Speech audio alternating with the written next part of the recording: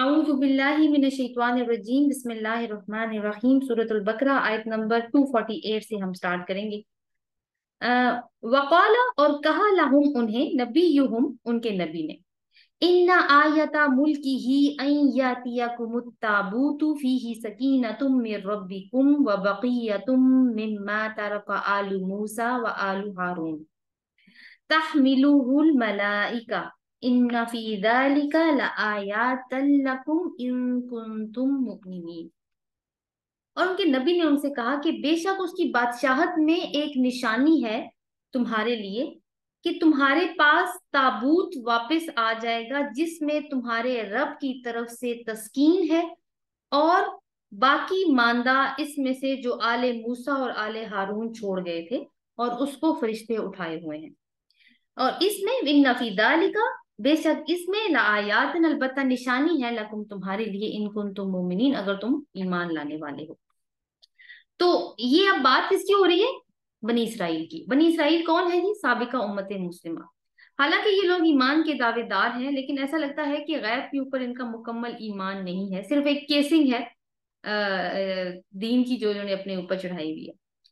अब यहाँ पे क्योंकि जाहिर है कि इनको इनको सेटिस्फाई करना, बादशाह जो जो नबी हैं वो सेटिस्फाई करने की कोशिश तो कर रहे हैं लेकिन ये सेटिस्फाइड नहीं हो रहे, तो अब उनको बता रहे हैं कि इसकी जो बादशाहत है ना उसमें तुम्हारे लिए एक निशानी जाहिर होगी। तो हो सकता है यानी निशानी देख के तुम यकीन कर लो कि इसकी बादशाहत वाकई अल्लाह ताला की तरफ से, क्योंकि वो शक में पड़े हुए थे। निशानी क्या होगी? वो होगी ताबूत या संदूक। उसके बारे में मैं आपको बाद में बताती हूँ, पहले एक छोटी सी बात हम समझ लेते हैं। निशानियां कौन मांगता था नबियों से? वो जो ईमान नहीं लाते थे, वो जो कहते थे कि निशानियां दिखाओ। रसूलुल्लाह सल्लल्लाहु अलैहि वसल्लम से भी बहुत कहा गया कि कोई मोइजा क्यों नहीं दिखाते, मोइजा दिखाओगे तो ईमान लाएंगे। ठीक है, तो काफिर तो मोइजे मांगते ही मांगते हैं, इनकार करने वाले तो मोइजे मांगते ही मांगते हैं, ये शर्त शराइत आयद करते हैं कि मोइजा दिखाओगे तो ईमान लाएंगे। लेकिन क्या ईमान वालों को भी मोइजात का मुतालिबा करना चाहिए अपने नबी से? या उनका इस तरह की उनकी नफ्सियात होनी चाहिए कि वो मोइजा देखकर ही अपने नबी की बात पर एतबार करेंगे? ऐसा नहीं होना चाहिए। ये जो एक केस हुआ है ना, एक तो यहाँ पे बाय द वे बात की जा रही है, दूसरा एक केस ये हिस्ट्री में हो चुका है पहले भी हजरत ईसा अलैहिस्सलाम के साथ। मैं आपको कुछ आयात का रेफरेंस दूंगी यहाँ पर, अगर आप खोल भी सकें अपने कुरान में उसको, या ना भी खोलें तो आई रीड फॉर दोज आयात फॉर यू। ये सूरतुल माइदा की आयात है 112 से 115, 7वें पारे में ये सूरत है, बिल्कुल आखिर के हिस्से में आ रही है। आऊदु बिल्लाहि मिनश शैतानिर रजीम। इज़ क़ालल हवारियून या ईसा इब्न मरियम हल यस्ततीउ रब्बुक। जब कहा ईसा इब्ने मरियम के हवारियों ने, क्या आपका रब इस्तात रखता है अन युनज़्ज़िला अलैना माइदतम मिनस समा, कि वो हम पर आसमान से एक खौन नाजिल करे।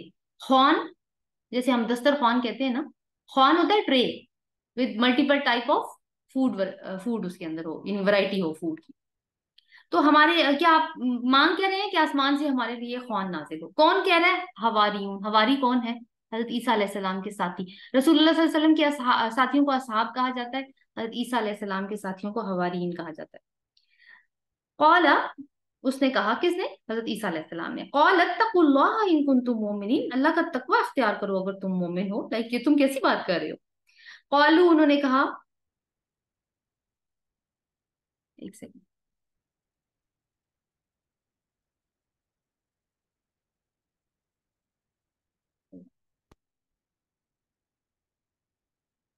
कौलू, उन्होंने कहा, नूरीदू, हम चाहते हैं, अन्ना कुला मिनहा व तत्माइन्ना कुलूबुना, हम चाहते हैं कि हम उसमें से खाएं और ताकि हमारे दिल मुतमईन हो जाए। व नालमा, और हम जान जाएं, अन के और तहकीक सदक्तना व नकूना अलैहा मिन शाहिदीन, कि तुमने हमसे सच कहा था और हम गवाही देने वालों में से हो जाए। तो क्यों हमें ख्वान चाहिए? एक तो हमारे दिलों को तस्कीन हो जाए, और दूसरी बात यह है कि हमें ये पता चल जाए कि जो भी आप हमसे बात करते हैं वो सच है। अब देखिए, मौजूदा देखने की डिमांड कर रहे हैं ना। कौला, कहा, ईसा इब्न मरियम, ईसा इब्न मरियम ने, अल्लाहुम्मा रब्बना अंजिल अलैना माइदतम मिनस समाई तकून लना ईदल लिअव्वलिना व आखिरिना व आयतम मिनक। ए रब, ए अल्लाह, ए हमारे रब, हम पर आसमान से एक ख्वान नाजिल कर कि वो हो जाए हमारे लिए, हमारे पहलों के लिए और हमारे बाद में आने वालों के लिए एक ईद और तेरी तरफ से एक निशानी। वरजुकना व अंत खैरुर राज़िकीन, और हमें रिस्क अता कर और तू ही बेहतरीन राज़िक है या रिस्क देने वाला है। अब अगली आयत में अल्लाह ताला का जवाब आ रहा है, वो जवाब पे गौर कीजिए। क़ाल अल्लाहु इन्नी मुनज़्ज़िलुहा अलैकुम, अल्लाह ताला ने फरमाया, अल्लाह ताला ने कि मैं बेशक उसे तुम पर नाजिल करने वाला हूँ। फमन यकफुर बादु मिनकुम, तो जो कोई उसके बाद तुम में से इनकार करेगा, फ़इन्नी उअज़्ज़िबुहु अज़ाबन ला उअज़्ज़िबुहु अहदम मिनल आलमीन, तो मैं उसको ऐसा अजाब दूंगा जैसा अजाब मैंने जहानों में से किसी को नहीं दिया होगा। ये तो, अब अजाब तो अल्लाह ताला के बहुत आए हैं। आपको पता है कि कौम नूह पे अजाब आया सबसे पहले, फिर फिरौन की कौम पे भी अजाब आया, अल्लाह ताला ने उनको डुबो दिया। समूद की कौम पे अजाब आया, आद अलैहिस्सलाम की सॉरी हूद अलैहिस्सलाम की जो कौम थी आद, उन पे अजाब आया। तो ये अजाब तो अल्लाह ताला भेजते रहे हैं, लेकिन ये क्यों कहा अल्लाह ताला ने कि मैं उनको ऐसा अजाब दूंगा जो जैसा मैंने किसी को नहीं दिया होगा? इसलिए कि जो थी कौम समूद थी, सालेह अलैहिस्सलाम की जो कौम थी, शायद मैंने पहले समूद अलैहिस्सलाम शायद गलती से कह दिया, सॉरी मैं मिक्स कर देती हूँ। सालेह अलैहिस्सलाम की कौम थी समूद, उन्होंने ऊंटनी की निशानी मांगी थी कि पहाड़ से हमें ऊंटनी निकलती हुई दिखाए।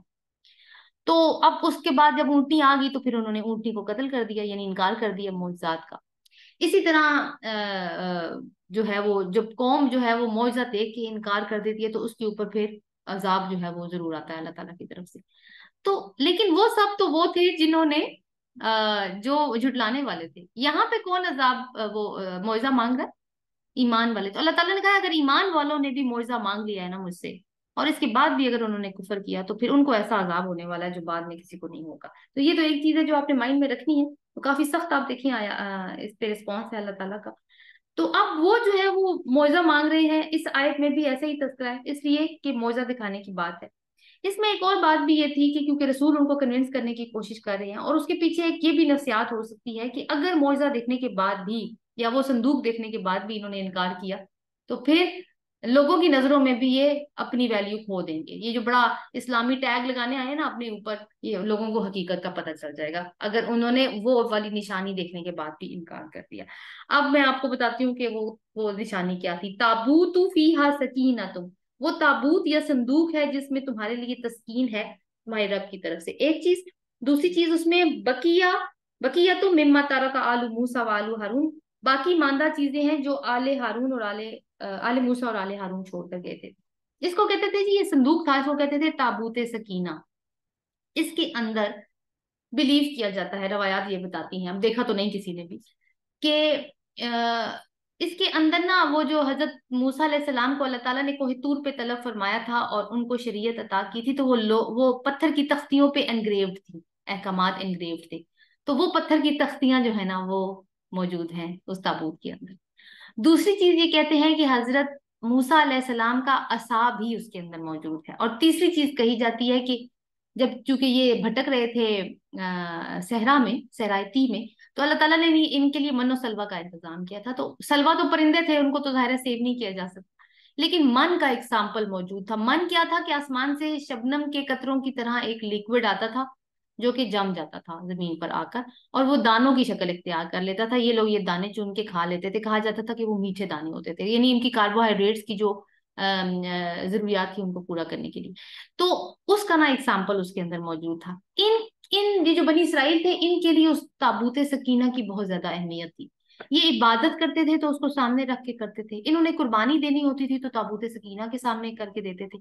इन्होंने कहीं मूव करना होता था, एक जगह से दूसरी जगह जाना होता था, तो पूरा काफिला जब मूव करता था तो सबसे आगे ताबूत सकीना जा रहा होता था।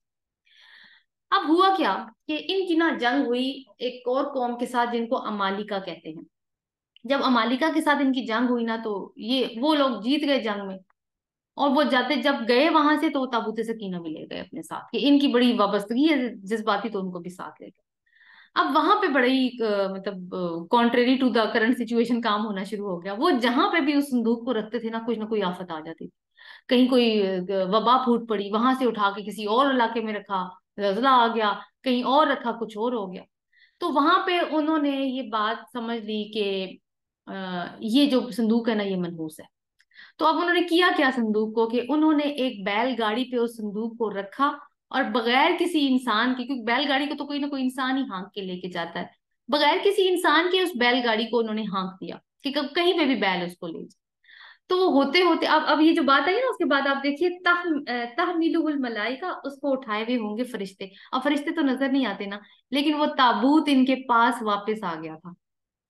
और वो कैसे, जैसे हमें आयत बता रही है कि फरिश्तों की ही, अल्लाह ताला के हुक्म से फरिश्तों ने ही उसकी हिफाजत की थी, और वो उसको इनके पास दोबारा से छोड़ गए थे। इसको कहते हैं जी आर्क ऑफ कोवेनेंट। अभी भी यहूदी जो हैं वो इस बात का यकीन रखते हैं, अभी तो नहीं है उनके पास ना ये, कि ये गुम हो गई थी दोबारा से। आपको पता है वो नेबुकेट नजर का हमला हुआ पहले, फिर उसके बाद टाइटस रूमी ने हमला किया, तो उसमें सब में हैकल भी तबाह हुआ, इनकी आर्क ऑफ कॉवेनेंट या ताबूत सकीना गुम हो गया। दे बिलीव, स्टिल बिलीव कि इनका जो उरूज का दौर शुरू होगा, वो जब इनका ताबूत सकीना मिल जाएगा तो इनका दोबारा से उरूज का दौर शुरू हो जाएगा। बहुत ज्यादा एक्सकवेशन ये लोग करते हैं। मस्जिद अक्सा की सुरंगें, उसकी तह के अंदर उन्होंने सुरंगें खोदी हुई है बहुत ज्यादा। क्यों जी सुरंगें खोदे, आर्कियोलॉजिकल साइंसेस में बहुत ज्यादा इंटरेस्ट है, कि खोद खोद के चीजें देख रहे हैं। क्यों, कि ताकि उनको उनका ताबूत सकीना मिल जाए। बाकी भी हैं उनकी चीजें, वो करते हैं, जाहिर है वो एक्सप्लोरेशन में तो बहुत आगे हैं हम लोगों से, बट ये भी एक मकसद है। तो ये है ताबूत सकीना के साथ इनकी भी जज्बाती वाबस्तगी। इन्न फी ज़ालिका लआयतल लकुम इन कुंतुम मोमिनीन, तो इसमें तुम्हारे लिए एक निशानी जरूर होगी अगर तुम मोमिन हो। तो रिमाइंड करवाया जा रहा है कि भूलो मत कि तुम मोमिन भी हो। ठीक है, अब आगे चलते हैं कि अब हुआ क्या। अब वो मतलब बहुत ज्यादा कुरान, क्योंकि हिस्ट्री की किताब नहीं है ना, पूरी स्टोरी शायद होती है यहाँ पर आगे। अब आपको याद होगा कि तालूत को बादशाह बना दिया गया है। ठीक है, तालूत ना सिर्फ बादशाह हैं बल्कि मिलिट्री लीडर भी हैं। तो अब जो फौज बनी है, फटाफट जो फौज तश्कील दी गई है, वो 12 कबीलों की जो अलग अलग फौज थी ना, उसको इकट्ठा करके एक बड़ी आर्मी बनाई गई। ठीक है, अब क्या है कि अब उसके निकलने की, कूच करने की बारी है, और इन्होंने जंग करनी है किसी और कौम से, जिनका बादशाह या जिनका मिलिट्री लीडर कौन है, जालूत। नाम थोड़े मिलते जुलते हैं, बट आप थोड़ा डिफरेंस कर लीजिएगा। तालूत कौन है, जो बादशाह मुकर्रर हुए हैं बनी इसराइल की तरफ से, या जो मिलिट्री लीडर है, और किससे जंग करनी है, दुश्मन पार्टी का लीडर कौन है, जालूत, या सिपह सालार कौन है, जालूत।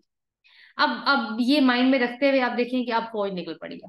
फलम्मा फसला तालूत बिल जुनूद, जब फिर वो जुदा हुआ तालूत साथ लश्करों के। जुनूद का जो जो लफ्ज है ना, वो जुंद, जुंद की जमा है जुनूद। यानी इसका मतलब है कि कबीलों को मिलाकर, सारे कबीलों की फौज को मिलाकर एक फौज बनाई गई। कौला, उसने कहा, इन्नल्लाह मुब्तलीकुम बिनहर, बेशक अल्लाह तुम्हें एक नहर से आजमाने वाला है। किसको कहा, किसने कहा, तालूत अलैहिस्सलाम ने कहा पूरी अपनी आर्मी से कि तुम्हारी आजमाइश होने वाली है भाई, तुम्हारा टेस्ट होने वाला है एक, और वो किससे होगा, एक नहर से होगा। फमन शरिबा मिन्हु फलैसा मिन्नी, तो जो कोई उसमें से पी लेगा उसका मुझसे कोई ताल्लुक नहीं होगा। वमन लम यतअमहु फइन्नहु मिन्नी, तो जिसने उसको नहीं चखा तो बेशक उसका ताल्लुक मुझसे होगा। इल्ला, सिवाय इसके, मन इख्तरफा गुरफतम बियदी, जो कोई चुल्लू भर अपने हाथ से पी ले। तो हुआ क्या, फशरिबू मिन्हु इल्ला कलीलम मिनहुम, तो उन्होंने पिया इसमें से मगर बहुत थोड़े इनमें से, थोड़े से को छोड़ के बाकी सबने पी लिया। फलम्मा जावज़हु, तो जब उन्होंने यहाँ तक पहले देख लेते हैं, उसके बाद अगली आयत को देखते हैं। ठीक है, तो आपको थोड़ी सी तमहीद इसकी मैंने बता दिया। अब देखें, जब फौज चल रही है तो सफर में है, तो जाहिर है राशनिंग का भी ख्याल रखना होगा, लेकिन ऐसे लगता है कि थोड़ा राशन इनके पास कम है। इस टेस्ट से पता चल रहा है, क्योंकि तालूत ने उनको कह दिया है कि तुम लोग, यानी उनको मेंटली प्रिपेयर कर दिया है कि तुम लोगों की एक आजमाइश या एक इम्तिहान होने वाला है। और इम्तिहान के लिए लफ्ज कौन सा है, मुबतलीकुम, यही लफ्ज आया था हजरत इब्राहिम के केस में। इब्तला का मतलब होता है सख्त आजमाइश। आम आजमाइश का लेवल और होता है, इसका इससे ज्यादा डरी होती है। तो ऐसी तुम्हारी आजमाइश होने वाली है, तो अब तुम मेंटली प्रिपेयर हो जाओ, कॉशियस हो जाओ कि तुम एक एग्जामिनेशन में से गुजरने वाले हो। तो आगे से उन्होंने कहा कि नहर आएगा, उसमें से किसी ने पानी नहीं पीना। इम्तिहान ये है, जिसने पानी पी लिया वो इस फौज का हिस्सा नहीं रहेगा। ठीक है, हाँ एक एक्सेप्शन ये है कि कोई चुल्लू भर उसमें से चख ले। चुल्लू भर का मतलब है जैसे एक हाथ से, हाथ आप हाथ का चुल्लू बनाए ना, कितना सा पानी आएगा उसमें, बस उतना पी लिया तो पी लिया, वो तो ठीक है, उसकी इजाजत है। यानी एक ही बार चुल्लू टिप करना है, गुरफातन, एक ही दफा एक चुल्लू लेना है, उसके आगे नहीं। यानी उसमें ये नहीं कर सकते कि आपने तैरना नहीं, डिप नहीं, अपने हाथों को बाकियों को डिप नहीं करना, ये नहीं फेस वॉश कर रहे हैं या स्विमिंग कर रहे हैं, नहीं, इन सारी चीजों पे पाबंदी होगी। तो क्यों अल्लाह ताला ने इतनी बड़ी बड़ी आजमाइश डाली? देखिए इतनी गर्मी में वो ट्रेवल कर रहे हैं, सहराई उनका इलाका है, और पानी पीने पे पाबंदी कर ली है। तो वो हमें याद है पहली वाली बात कि जब आर्मी या फौज को तरतीब दिया गया है तो वो एक जल्दी वाला काम था। सरदार सरदार भी राजी और खुश नहीं थे इस फॉर्मेशन के ऊपर।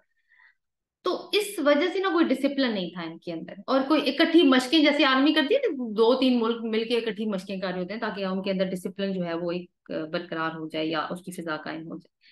तो चूंकि लीडर्स में भी वैसे तो डिसिप्लिन नहीं था जो हम देख चुके हैं, तो इनमें अंदर कहाँ से डिसिप्लिन आना था? और जंग में किस चीज की जरूरत होती है? डिसिप्लिन की।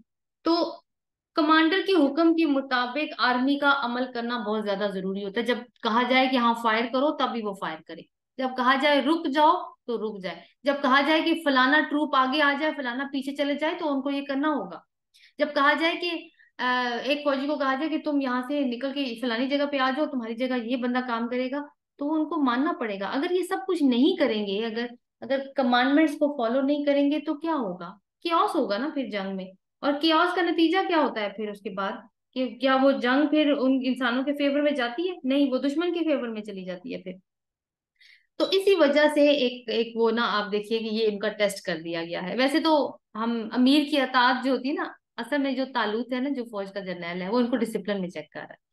और अल्लाह ताला लीडर के साथ होता है अगर लीडर सही रास्ते पर हो। और नमाज में भी हम अमीर की अतात कर रहे होते हैं, एक रिहर्सल होती है डिसिप्लिन की भी, बस ये अलग बात है कि हमें कितना डिसिप्लिन आ गया।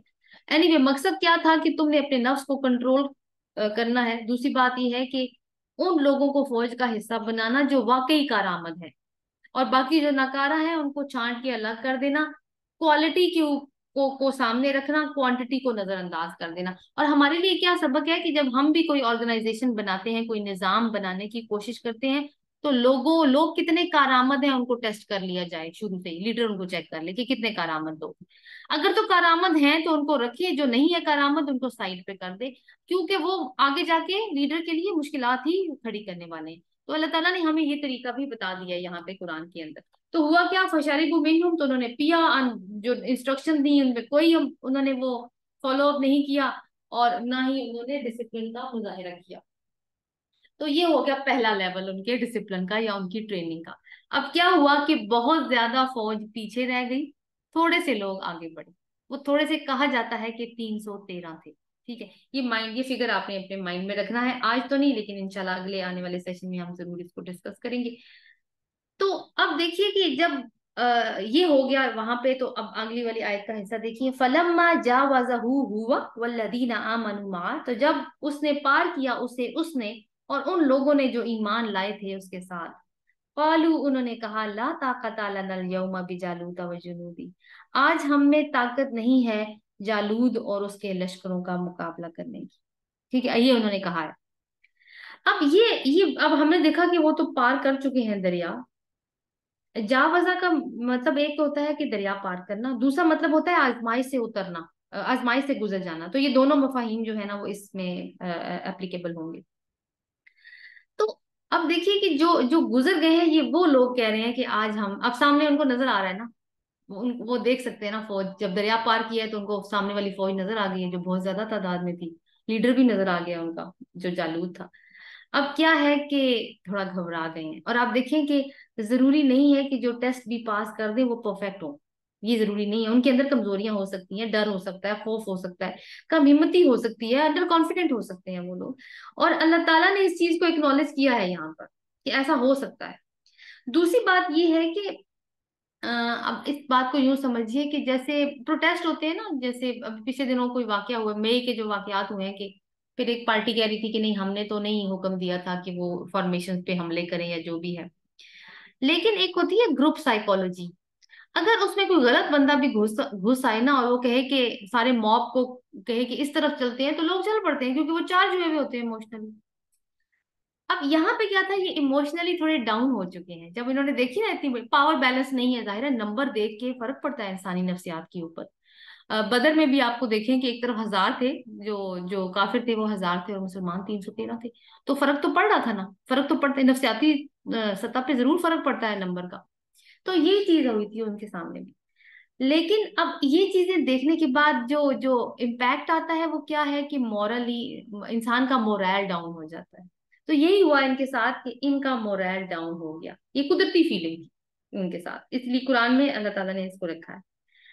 अब यहाँ पर दूसरी बात ये देखिए कि अब हुआ क्या। अब मोरल डाउन हो गया तो अब जरूरत किस चीज की है मोरल हाई करने की, उसका इंतजाम क्या है।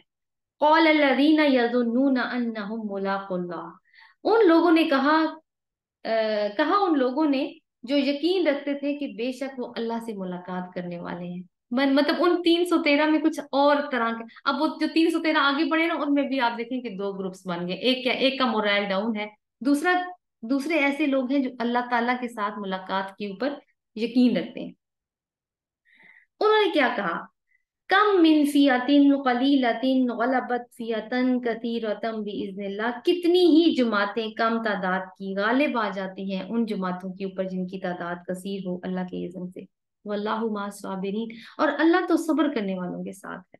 तो अब वो लोग जो यौम आखिरत पर यकीन रखते थे, इनको कोई शक नहीं था कि वो अल्लाह से मुलाकात करने वाले हैं। हालांकि मुलाकात तो दूसरी फौज से होने वाली है ना, लेकिन अभी भी वो अल्लाह के साथ अल्लाह के बारे में सोच रहे हैं। मुराद ये है कि तुम असल में अल्लाह की मगफिरत और उसकी जन्नत से मुलाकात के बारे में सोचा करो। तो इन लोगों के अंदर ईमान की वजह से ना पॉजिटिविटी थी। हर एक का ईमान का लेवल एक जैसा नहीं होता, ये घटता भी है, ये बढ़ता भी है, कुछ लोगों में ज्यादा है, कुछ लोगों में कम है। इनके अंदर ईमान का लेवल बहुत ज्यादा है।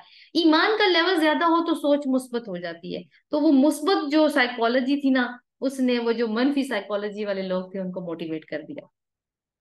और क्या कहा कि छोटी सी जमात, ये फियतन फियतिन के अल्फाज आप देखें, एक जगह पे फियतिन, एक जगह पे फियतन है। फियतन या फियतिन का मतलब होता है छोटा ग्रोह, बड़े ग्रोह को ना ताइफा कहते हैं। तो उन्होंने कहा कि कितनी ही छोटी जमातें मिन मिन फियतिन कलीलतिन, यानी कम तादाद की, गलबत गालिब आ जाती हैं, फियतन कसीरतन, जमातों पर जो कसीर हो। तो कसीर के साथ भी फियतन का लफ्ज लगाया अल्लाह ताला ने, यहाँ पे तो ताइफा का लगाना चाहिए था ना, लेकिन फियतन का लगाया। क्यों? हालांकि इसे साथ में बोला है कि वो कसीर तादाद में है, इस वजह से कि अल्लाह की नजरों में अपनी कसरत के बावजूद ये लोग कलील हैं। तो अगर हम कम है तो कोई बाकी को भी कम है, ठीक है, क्योंकि उनके अंदर किसी और तरीके की कमी है। और देखिए ऐसा होता है कि अल्लाह ताला चाहता है जब, तो वो एक बड़े ग्रोह को छोटे ग्रोह से क्रश करवा देता है, और ये होता रहा है। तो एक तरीके से अल्लाह ताला ये भी बात बता रहे हैं कि जो जो बदर होने वाली है आगे जाके, तो मुसलमानों तुम ये मत समझना कि ये जो जंग तुम लड़ने जा रहे हो वो पहली दफा तुम्हारे साथ ही पेश आने वाली है, ये पहले भी पेश आ चुकी है माजी में। तो इन्होंने क्या किया कि अपने अपने साथियों को ना जोश दिलाया। और आखिर में क्या फरमाया, वल्लाहु मा साबिरीन, अल्लाह ताला सब्र करने वालों के साथ है। सब्र करने वालों का क्या, सब्र से क्या मुराद है यहाँ पे, सब्र का मतलब है कि अगर इंसान इरादा कर ले, किसी चीज का डिसीजन बना ले, तो फिर उसके ऊपर डट जाए। अब जो भी मुश्किल आ जाए, अब चाहे जान भी चली जाए, अब नहीं हिल सकते। तो सब्र जो है ना वो एक स्ट्रेंथ है फाइट करने की। किसके अगेंस्ट फाइट करने की? उन नेचुरल इमोशंस को जो हमारे अंदर नेगेटिव फॉर्म में मौजूद होते हैं। यानी आप कहें कि उन नेगेटिव इमोशंस को साइकोलॉजिकल सेंस में जो हमारे अंदर मौजूद होते हैं, हमें अपने अंदर से ही आवाज आ रही होती है, नहीं नहीं, तुम नहीं ये कर सकते ना, ये तो बहुत ज्यादा है, तुम कैसे करोगे। ऐसा ऐसा बहुत दफा ऐसा होता है। लेकिन अल्लाह ताला, एक असूल हमें याद रखना चाहिए, इन अल्लाह मा साबिरीन, अल्लाह ताला सब्र करने वालों के साथ है। तो अल्लाह ताला हम सबको भी सब्र करने वालों में शामिल कर दे। आज का सेशन यहीं तक रखेंगे हम लोग। आखिर दावाना अनिल हम्दुलिल्लाहि रब्बिल आलमीन।